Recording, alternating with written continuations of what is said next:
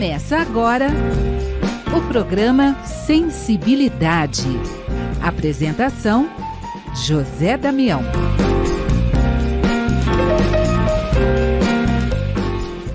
Alô, alô, alô, amigos ouvintes da Rede Boa Nova de Rádio do programa Sensibilidade. Você que nos acompanha no YouTube, Tatiana Benites. Gratidão, gratidão, gratidão. Vamos juntos para mais um programa Sensibilidade. No programa de hoje, nós vamos receber Júlia Blanqui. E ela vai falar de amor próprio aqui com a gente. Júlia, gratidão por estarmos juntos, Júlia. Gratidão, José, gratidão. Gente linda, gratidão. Alegria. Vamos começar. Para quem não te conhece, Júlia Blanqui por Júlia Blanqui. Então, prazer, sou Júlia Blanqui, é meu nome conhecido nas mídias, né? E eu sou psicóloga, psicanalista, consteladora familiar, também trabalho com enneagrama e tenho algumas especializações, né, na área do comportamento humano, principalmente no quesito de transtornos mentais ligados à depressão e à ansiedade. E o meu melhor é exatamente transformar pessoas, né? Pegar as pessoas que estão para baixo, deprimidas, não se conhecem, precisam se fortalecerem, serem mais bem resolvidas. Então, estou aqui para ajudar essas pessoas, como comumente faço. Vamos falar de amor próprio, então. Como é que a gente... essa luta, né, constante, né, da gente... o ser humano tem muito dessas questões, né? Eu preciso ajudar o outro. Poxa, e a pandemia nos deu muito esse exemplo, né, Júlia? Que a gente precisa primeiro ajudar a gente para que a gente possa ter força para ajudar o outro, né, Júlia? Exatamente, porque quando a gente está fazendo um bem, ajudando os demais, nós temos a sensação de ser útil, de pertencer, de integrar a algo com valor. Então, nós precisamos ter uma sensação de pertença, de utilidade, de valor. Popularmente, nós nos sentimos amados. Então, quando nós nos sentimos amados, nós conseguimos também nos enxergar. Então, nós nos amamos e amamos as demais pessoas. Então, é muito difícil a gente entender o que é amor próprio. É se cuidar, é cuidar da pele, é ter um lazer para nós. O que é amor próprio, né? É uma coisa bastante complexa, porque se nós olharmos os grandes mestres, né, por exemplo, vamos falar de Jesus, ele só ensinou uma coisa, de um grande abecedário que poderia ter sido transmitido, mas ainda a gente está na primeira letra. Amar. O que é amar? O que é a sensação de estar em gratitude, em gratidão, porque isso é o máximo que nós podemos ter da sensação de estar nos amando e amando aos demais. E o resultado é alegria, né? É plenitude. Então, o amor próprio, ele engloba um estado mental, espiritual, cognitivo, propriamente dito, e comportamental, em que nós diminuímos os julgamentos. Quando nós diminuímos o se julgar tanto, nós diminuímos o julgar os demais. E também não iremos nos afetar com os julgamentos alheios, porque o que eles falam, a gente não incorpora, não introjeta. E isso é ser uma pessoa com grande amor próprio. Quando a gente tem bastante amor próprio, ou seja, nós não temos visões distorcidas, nós usamos a nossa essência, o nosso melhor para entender e compreender os demais, sem nos afetarmos, sem nos irritarmos tanto, sem nos magoarmos, sem ficarmos tão tristes, decepcionados, diminuem-se as expectativas, a gente tem uma plenitude. E o amor próprio está muito ligado à autoestima. E o que é autoestima? É gostar de si mesmo? Não. Isso é a visão popular, simplória. Autoestima significa eu consigo ser eu mesmo. sem ter que representar personagens, para agradar os demais, ou para me sentir forte, para me sentir poderoso. Para eu ser eu mesmo, eu preciso me amar. E aí eu sou verdadeiro. E quando a gente é verdadeiro, aí sim nós somos indivíduos fortes. No fundo, nós precisamos se sentir fortes. E aí, né, Júlia, você está falando, né? Você foi falando desse amor próprio, você foi falando de Jesus, de amar, e aí você tocou numa situação que eu parei para ver, né? Você falou do julgamento dos outros. Mas aí a gente para duas análises, né? Tem o julgamento dos outros e o quanto nós também julgamos os outros. E aí fica a velha história, né? Peraí, primeiro, né? Se você não quer ser julgado, por que então fazemos tantos julgamentos, Júlia? Muito bom, Daniel, muito bom. Pois é, agora nós vamos entrar numa psicologia mais profunda, né? Vamos ter um pouco de vislumbre mais técnico. Vamos sair desse senso comum, né? A gente está falando, né, de esquemas mentais, da cognição humana, como que se forma a percepção de um indivíduo. Então, essa percepção, né, a gente fala de crenças. Essas crenças, imagina que a gente é uma criança pequenininha, né, até uns 3, 6, 7 aninhos, o HD, né, o cérebro, psique está zero. Então, qualquer coisinha que acontece, é como uma inteligência artificial. Nosso cérebro ele vai pegando e vai criando protocolos de ação, de interação.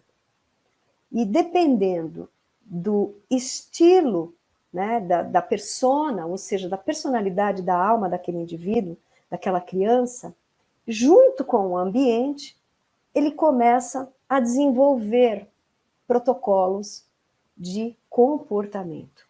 E aí nós temos essas crenças, que a gente chama de esquemas mentais, né? Eu também sou especialista na terapia dos esquemas, onde a gente detecta quais são os esquemas disfuncionais. O que é isso? Que eles perderam a função, que eles se tornaram rígidos. São padrões de comportamento, formas de ver a vida, de julgar, que nos prejudica e prejudica as demais pessoas. Nós temos muitos esquemas. E eles ficam dentro de domínios. Então, basicamente, são 18 esquemas mentais dentro de 5 grandes domínios.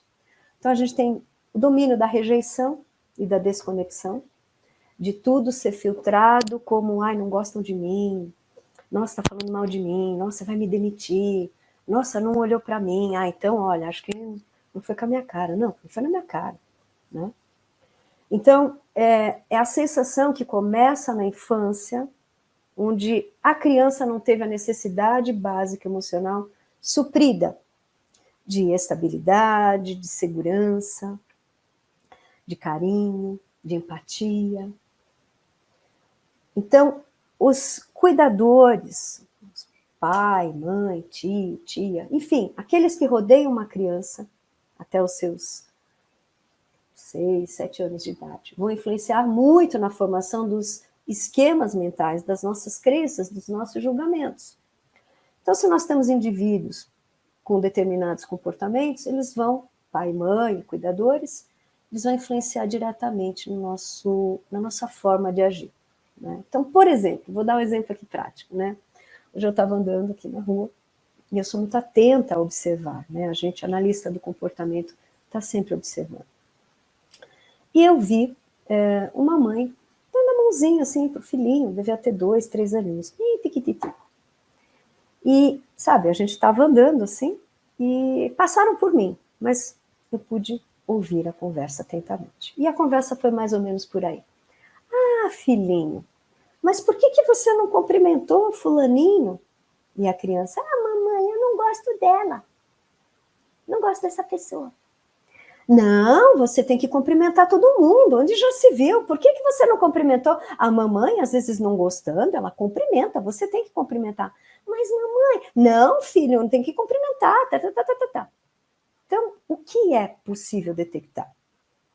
Uma mãe, nesse momento de vida, claro, preocupada em que sejam cumpridos os protocolos de educação. Mas ela não explorou o sentimento da criança. A conversa poderia ter sido diferente. É mesmo? Você não gosta dele? Mas por quê? Ah, mamãe, não gostei do jeito que me olhou. Ou não gostei disso. Né? Ah, filhinho. Então, essa mãe, ela tem dificuldade em o quê? Em perceber e entrar em contato com os sentimentos. Claramente é uma adulta movida a cumprir demandas, obrigações. Então, essa criancinha vai ser um homem, né, que era um menininho, onde ele vai ficar distante dos sentimentos. Ele vai estar mais preocupado em cumprir a obrigação. E aí, por exemplo, a gente pode entrar no esquema mental de privação emocional, de abandono e instabilidade, de desconfiança, ser um adulto desconfiado, de isolamento social, né, de vergonha. Então, é mais ou menos por aí que começa tudo. Ou seja, o caráter, a personalidade da alma de uma criança com os estímulos ambientais, a forma como os cuidadores enxergam e cuidam. Né? Então, em resumo, se a gente quer criar crianças bem resolvidas, a gente também precisa ser bem resolvido.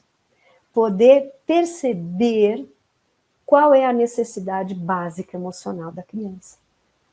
Não é um protocolo, eu crio meus filhos iguais. Eu cuido dos meus alunos na escola igual. Eu cuido dos meus liderados, porque eu sou líder e gestor, todo mundo igual. Não.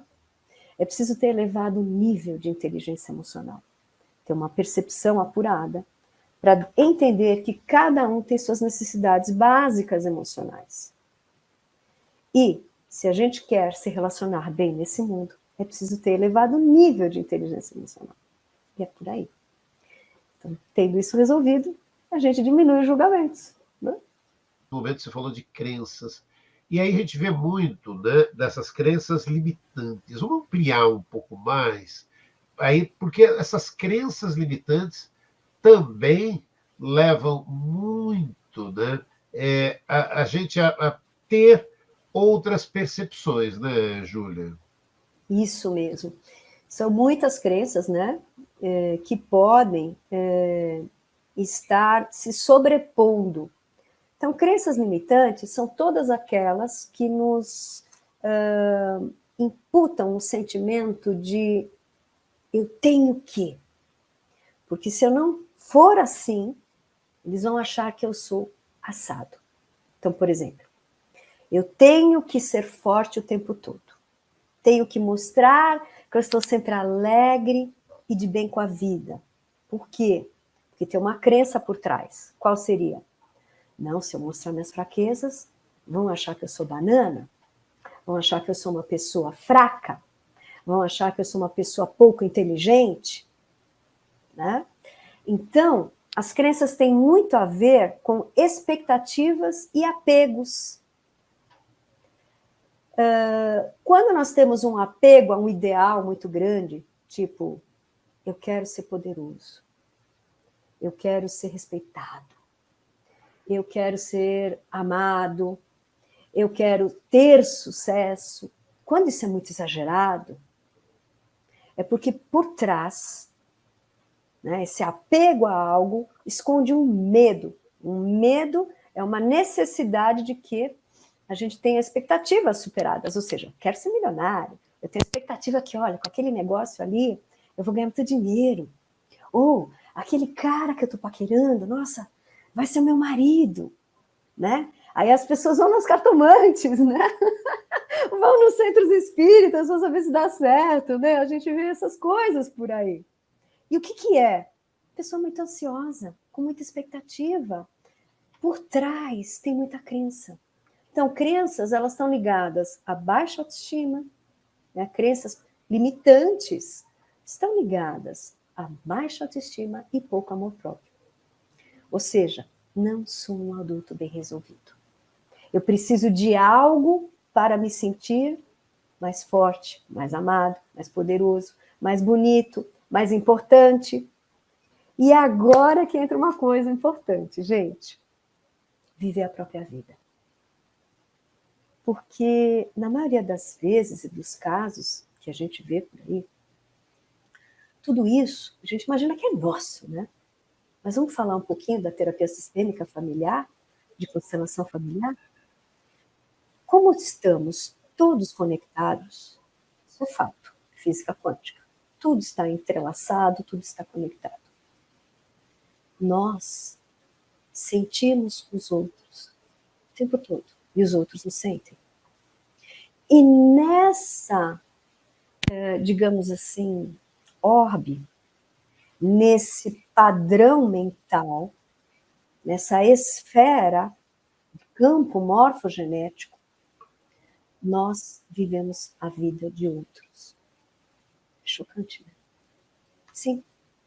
Se nós prestarmos atenção, nós estamos vivendo por nosso pai, nossa mãe, nosso avô, nossa avó, materno, paterno. Porque através das nossas experiências, do nosso experienciar, todos crescem no nosso sistema familiar. Deus está em cada um de nós. Né? Se nós olharmos nas filosofias orientais, tudo está interligado. Deus. Né? Nós somos a potência, a centelha divina em cada um de nós. Então, Deus também, através das nossas experiências, que está em todos, todos experienciam. Então, o grande segredo, agora nós vamos falar uma coisa muito chocante. O grande segredo de ser feliz é viver a própria vida altruisticamente e parar de viver pelos outros. Porque quando a gente pega um adulto que quer ser poderoso e o máximo, é porque no fundo ele quer provar algo para alguém. Lá atrás, papai e mamãe. Aquele indivíduo que quer ser milionário é porque lá atrás houveram pobres. Aquele indivíduo que quer curar os outros, porque lá atrás houveram muitos doentes. Tudo está interligado. Tudo está interligado. E aí, Júlia, você estava falando de viver a própria vida. E aquele que está nos acompanhando nesse instante se pergunta: e como viver a própria vida? Pois é, essa coisa mais difícil, né?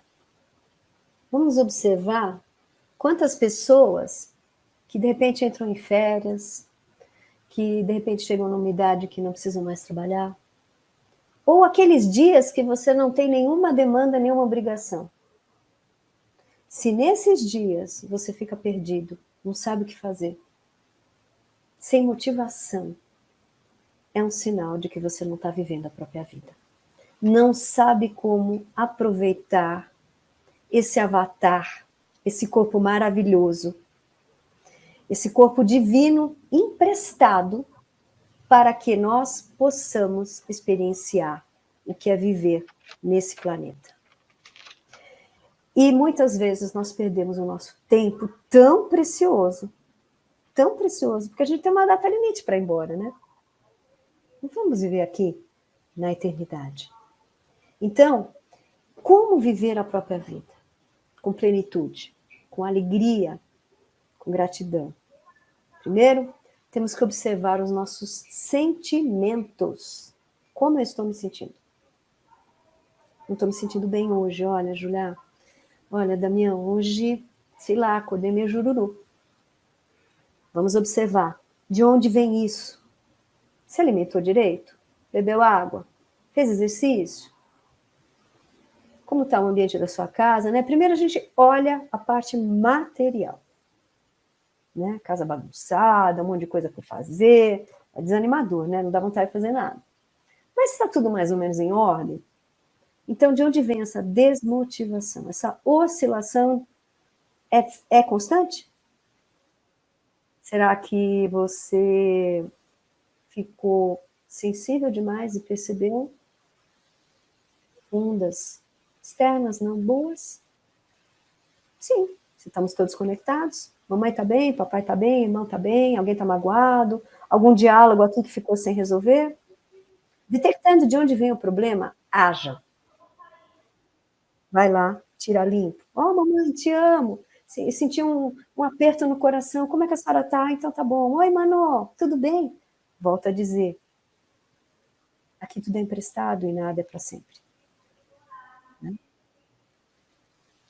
E aí, então, qual é o nosso propósito, então, de vida? O que nos faz feliz? Precisamos entender qual é o nosso propósito. Né? Quando nós entendemos o nosso propósito individual e maior, a gente está feliz e vive a própria vida. Mas se a gente segue propósitos que não são nossos, faz pelo marido, pelos filhos, por isso, né? A gente está deixando de viver a própria vida. Ah, Julia, mas e quando a gente tem os pais doentes? Quando tem um animal doente, a gente vai viajar, chuta o pau da barraca? Bom senso. Tudo que vem a nós são experiências. Viver a própria vida é experienciar com gratidão, sem perder tempo. Então, entra uma série de coisas muito profundas. Né? Por exemplo, tem pessoas que vivem se metendo na vida dos outros, controlando a vida dos demais. Não vivem a própria vida. Não saem, né, das redes sociais, do telefone, do WhatsApp, resolvendo o problema dos outros. E no fim do dia está esgotado. Então, uma boa dica é: você está bem?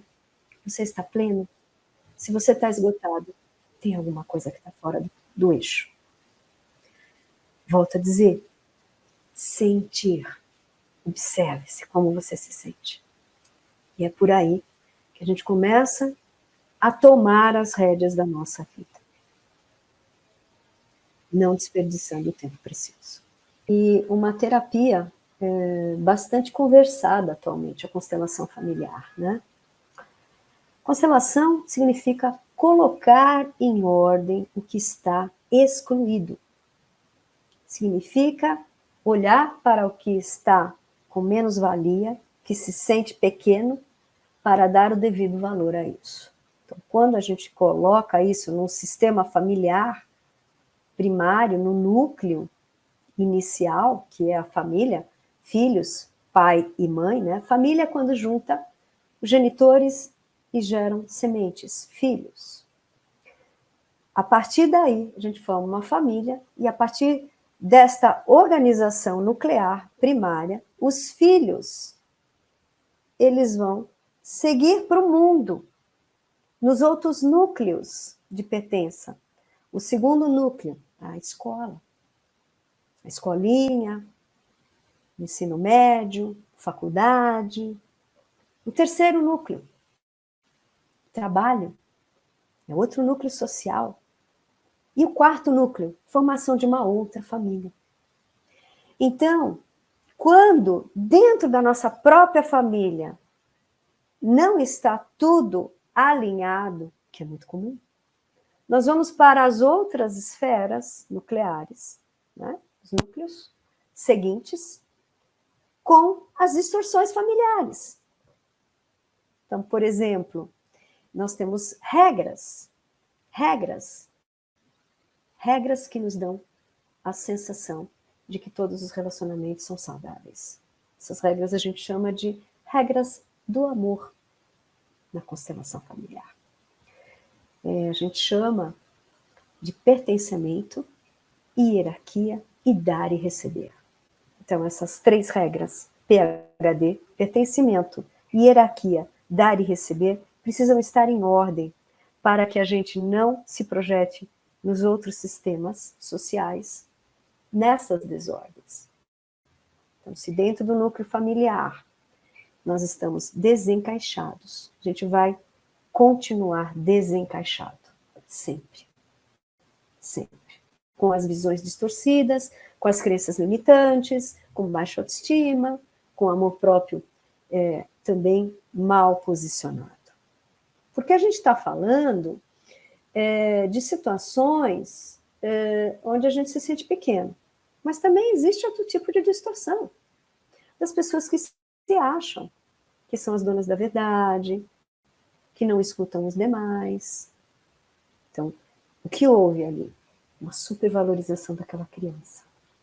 Ela se tornou, por exemplo, pai do pai e mãe da mãe. Né? Então, quando a gente tem adultos que se casam infantilizados, né? Então, a gente vê muito comum. Por exemplo, uma mãe chega para um filho, para uma filha, né? Com 6, 7 anos. Ai, filhinha, o que você acha? Eu vou com esse vestido, compro esse ou compro esse? Então, eu preciso entender a hierarquia. Nós estamos com uma criança. Como assim você vai pedir orientação para uma criança? Não, é só um palpite, eu quero que ela se desenvolva. Não. Está fora de ordem. Porque se ela falar, mãe, compra esse, e você comprar, na cabeça do HD dela, que está zerado, ela vai falar, nossa, como eu sou poderosa. Eu cuido de mamãe. Mamãe precisa de mim. Aí essa criança, ela vai para as outras esferas, para a escolinha, ela se acha. Ela começa a ser um líder. Não tem nenhum problema até aí. O problema é quando ela deixa de viver a própria vida numa fantasia de superioridade, de que ela resolve o problema de todo mundo. E aí ela vai parar no consultório, sabe com que dilema?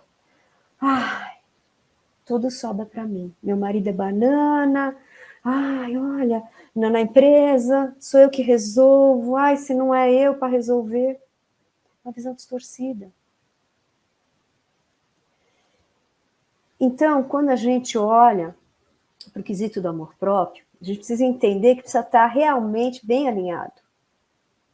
Não pode ser nem demais, nem se achar, que é o narcisismo, ou se achar de menos, baixa autoestima. Né? E o amor próprio, sabe como ele é passado por uma criança? Pelo olhar do pai. Porque amor próprio está ligado à força. E a força, ela só vem através do sagrado masculino. É algo tipo assim, como se o pai olhasse para a criança e falasse, sentisse, né? Tudo bem, ela é forte. Mas quando a criança tem a sensação de um olhar tipo assim, você tem que mudar, você não tá certo, filho. Aí a gente tem pouco amor próprio. Então, o amor próprio está muito ligado à sensação de se sentir forte o bastante, de ter a capacidade da autogestão de vida. Né? E a autoestima? A autoestima é do olhar da mãe. A autoestima na constelação vem da mãe. E a autoestima está ligado à vida, ao amor. E só uma mãe passa isso. Nós podemos ter casais com diferentes gêneros, hoje a gente sabe, né, LGBTQI+. Mas o que importa é qual é o sagrado que é representado naquele corpo. É o sagrado feminino? É o sagrado masculino? Quem é o representante materno? Quem é o representante paterno? Né? Então, o representante materno, no caso, a mãe, ela passa a autoestima através da empatia. Então, a criança ela desenvolve a autoestima até uns 3 anos de idade, que é eu não preciso representar, porque minha mãe me sente. A mãe, né, Melanie Klein, ela falava muito sobre isso. Sei o bom, sei o ruim. É o sentir a criança. E tem muito a ver com a capacidade empática do indivíduo. Né? É muito comum os indivíduos não sentirem o outro. E aí tem que fazer pergunta. Você está bem? Você está feliz? Ah, eu estou. Ah, então tudo bem, usamos de noite. E aí esse indivíduo se vê, né, em terapia, por exemplo. Ah, essa pessoa não me entende. Né? Eu tenho que dizer para ela como eu estou me sentindo. Ela não me sente. Então, essa capacidade da empatia, ela vem muito forte até os 3 anos. Depois a gente tem que aprender a duras penas, porque ela vem naturalmente, através da mãe, daquele olhar, enquanto está amamentando, né, de que eu te sinto. Me explica um pouco mais dessa empatia. Vamos lembrar dos nossos pets, cão e gato, por exemplo. Então, eles não entendem o que a gente fala, mas aquele olhar, há uma telepatia. E é isso que eu estou falando de empatia. É a capacidade de olhar e sentir sem ter que perguntar. Quantas mães vêm e falam, nossa, eu outro dia vi minha filha toda cortada. Não sabia que ela se cortava. Né? Como isso, essa autoflagelação? Por quê? Por quê? Por quê, doutora, né? Porque não sentiu, a criança não percebeu. Tem que perguntar. Você está bem? Como foi na escola? A gente já bate o olhar e sente. E é por aí. É por aí. Desenvolver a percepção. Olhar nas entrelinhas.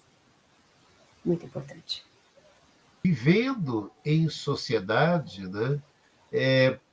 E com os perrengues e desafios que a vida nos proporciona, né, Júlia? Tem muita coisa, né, nos bastidores que passam desapercebido no dia a dia, né? Quando a gente fala de empatia, por exemplo, no ambiente profissional, né, e entra também nas crenças limitantes, a capacidade de sentir o outro muda a nossa percepção. Então, por exemplo, quando alguém chega para você e fala assim, esse relatório eu não gostei. Maria, pega aquele relatório para mim. A gente tem várias falas ali. Esse relatório eu não gostei. Né? Então, de cara, a gente não valida aquela pessoa. A gente exclui ela. E o que está acontecendo do outro lado? Ela também vai te excluir. Ela vai pensar, olha só, já não está gostando do meu trabalho. Já criou-se ali uma animosidade, a comunicação fica prejudicada. Como poderia ser essa fala? Muito bom esse relatório, olha que diagramação legal, que lindo, adorei. Olha, aqui eu gostaria de fazer uma pequena alteração. Se me permite, posso te mostrar? Claro. Maria, por gentileza, poderia pegar os relatórios do ano passado, do departamento tal? Então, olha só, a fala, ela não machuca. Quando a gente fala, pega os relatórios, é uma ordem direta. É uma fala autoritária. Se a gente estiver lidando com um indivíduo com baixa autoestima, esse indivíduo vai interpretar assim, nossa, eu não valo nada mesmo, né? Todo mundo manda em mim. E esse indivíduo não vai ser tão produtivo na empresa. A rentabilidade da empresa decai quando, nesse trem, nessa locomotiva, a gente tem vagões, né, que não estão encaixados. E nós precisamos sentir o próximo. Já acabou a era dos chefes. Estamos na era dos líderes. E quantas pessoas sobem a altos postos de comando e não sabem liderar, não tem empatia. Chefe, manda. É a demanda que tem que ser cumprida, é o que tem que ser feito, eu não quero saber do que você está sentindo, eu quero resultado. Isso é muito comum, por exemplo, em bancos. Demanda, resultado, né? Outro dia eu estava atendendo um paciente, ele me disse que o seu chefe, né? Chamou de chefe, falou assim, cala a boca. Né? E aí eles começaram a bater boca. E ela me perguntou, e como é que eu ajo nessa situação? Como que você age? De quem é o problema para mandar calar a boca? É seu ou dele? Quem tem uma fala autoritária? Quem está achando que você falou demais? né? Ele, e aí, você vai usar na mesma moeda a comunicação? Não, você vai olhar assim, é ele que está sendo agressivo, não é você. Não entra nesse jogo. Então, você respira, né? A gente tem outras técnicas, né? Meditação, Kundalini Yoga. Respiração 4 tempos. Inspira, para, expira e para. 4 tempos iguais. Respira, não vai de impulso, né? E analisa a situação. Então, a empatia faz isso. Você refletir e pensar, peraí, esse é um problema dele. Baixa autoestima dele, necessidade de se impor sobre os demais, não é problema meu. Agora, por que eu tenho que passar por isso? Talvez eu tenha que aprender, a experienciar com paciência, a saber me posicionar com elegância, a depois, nos bastidores, chegar para esse chefe e falar, oi, vem cá, você me perdoa, mas eu gostaria que você não me chamasse atenção em público. Tá bom? Muito obrigada. E se retira, deixa ele no vácuo pensando. Né? Então, elegância. Adulto bem resolvido é elegante. Ele tem força, ele se impõe. E ele é forte na elegância, sem machucar a si mesmo e nem as demais pessoas. É difícil, né? Um exercício diário, mas a gente consegue. E aí você estava falando, né, do desafio do outro. E aí a gente acaba, é aquilo que você falou, né? De novo, né? Ou você acaba querendo resolver o problema e não vai, ninguém vai conseguir mudar o outro, não tem como mudar o outro, né, Júlia? E aí, mas a gente acaba tendo esse grande desafio, né? Que é aquela história, né? É o desafio do outro, é o problema do outro que acaba afetando a gente, né, Júlia? Muito bom esse tópico, porque aí a gente está falando de uma coisa muito comum, que é relacionamentos difíceis. Algumas pessoas chamam de relações tóxicas. Eu não gosto desse termo. Eu acho que é um termo muito incisivo e de altíssimo nível de julgamento. Quem somos nós para julgar? Né? Então, quando a gente fala de relações difíceis, de que a gente está querendo mudar o outro, né? Alguém chega até nós e fala, ó, tô com um problema aqui, cuida do meu filho, ai, cuida do meu marido, ai, cuida da minha mulher, ai, olha, fala com ele, fala com ela. A gente está falando de comunicação. Todas as relações ficam complicadas e complexas, porque a comunicação, ela não está mais sendo entendida. E nós precisamos dividir a comunicação entre 2 termos. A comunicação ela pode ser assertiva ou pode ser uma comunicação agressiva. Comunicação agressiva, ela é uma comunicação egóica, do ego, do egocentrismo, do egoísmo. E a comunicação assertiva é a comunicação que flui, que permeia pelos caminhos da essência divina, do nosso melhor, do nosso lado luminoso, do nosso lado sábio, do nosso lado que não adoece, que não faz terapia.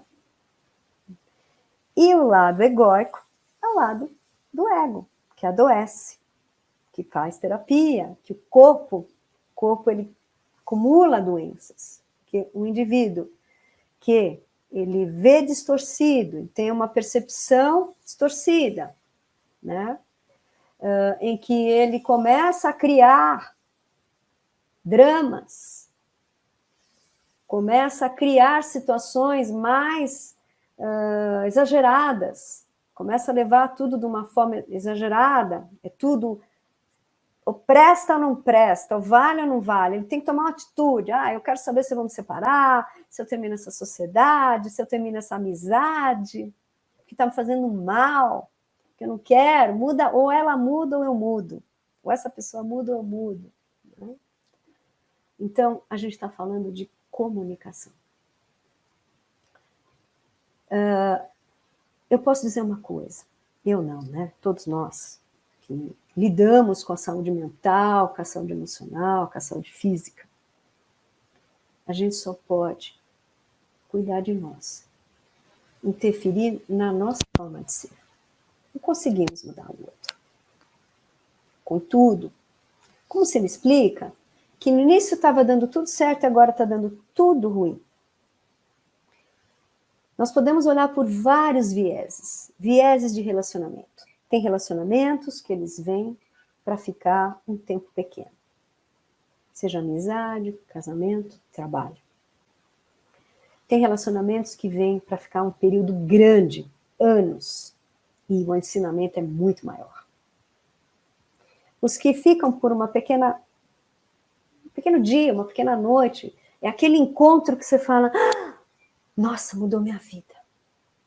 Eu fiquei com essa pessoa e ela me transformou.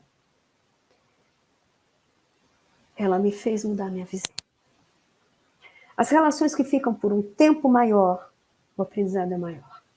Mas também existem dores e sofrimentos, porque mexe com as nossas sombras. Todas as relações, nós estamos olhando para o nosso lado melhor, o nosso lado egóico, o nosso lado luminoso, o nosso lado de essência. E essas relações de longas datas, elas têm um término. Na Índia, nós dizemos que quando algo acaba, ele acaba. E a gente precisa respeitar com gratidão e honrar todo o aprendizado. Porque a desculpa para aquilo acabar, muitas vezes é uma doença, uma traição, uma palavra maldita, mal falada, fora de hora. Aquilo tinha que acabar. E nós temos que honradamente se despedir com desapego e nos abrirmos para o novo. E existem relações que vão pela eternidade, até a nossa morte. Eternidade no corpo físico. Seja no trabalho, seja uma relação afetiva, sexual, seja uma amizade. Mas todos os relacionamentos, todos, os que nos fazem crescer como um ser humano, são as relações mais profundas, as afetivas sexuais. Filhos, família, trabalho, são experiências e aprendizados, mas não tão profundos quanto as relações afetivas sexuais. Essas nós aprendemos muito. E principalmente em não mudar o outro, e mudar a nós mesmos. Porque se a gente quer mudar o outro, se a gente só está vendo defeito, é porque está chegando o tempo final daquela relação.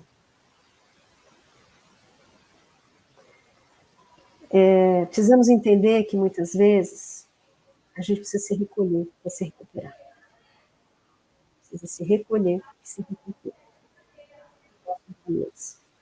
Porque do contrário, a gente só desgasta aquilo lá. É preciso dar um tempo e se recompor. E quem sabe adiante se retoma melhor. Olha aí, linda oportunidade, mas Júlia, acabou o tempo, Júlia. Júlia Blanc, falou de amor próprio aqui no programa Sensibilidade. Júlia, gratidão. Eu que agradeço. Olha, vamos marcar aí, ter outras oportunidades e outras possibilidades aí, mas muito legal essa possibilidade de a gente estar conversando hoje aqui, tá bom? Gostaria de dar um recado para os nossos ouvintes, para todos nós, né? Ei, você que está aí ouvindo a gente aqui, vibre a alegria. Alegria, você tem mais um dia hoje de vida, aproveita. É um dia a mais que é dado a você. E também um dia a menos. Porque você tem um tempo aqui nesse planeta. Aproveita com alegria. Gratidão, Júlia Blanc falou de amor próprio. Obrigado, Júlia. E você que está aí nos acompanhando, gratidão também a você que está nos acompanhando, gratidão, Júlia. E a semana que vem estaremos juntos com mais um programa. Até lá.